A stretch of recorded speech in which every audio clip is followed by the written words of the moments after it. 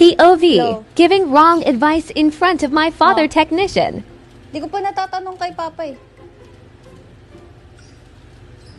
May leak? Pa yung rep daw ni Kim, may leak daw. Yung likod, yung parang, black. Oh, ang asim daw ng ng amoy. Hindi lalamig yan. Ano gagawin? Electric, yung langin nyo. Ang gawin mo, okay lang yan, todo mo na lang yung lamig. Wala, mawawala na yun. Patayin na namin yun. Wag daw patayin, sabi ni Papa. Patayin! Makakamoy lang lalo yun. Kung may leak yung tray noon, wala yan, hindi nalalamig yun.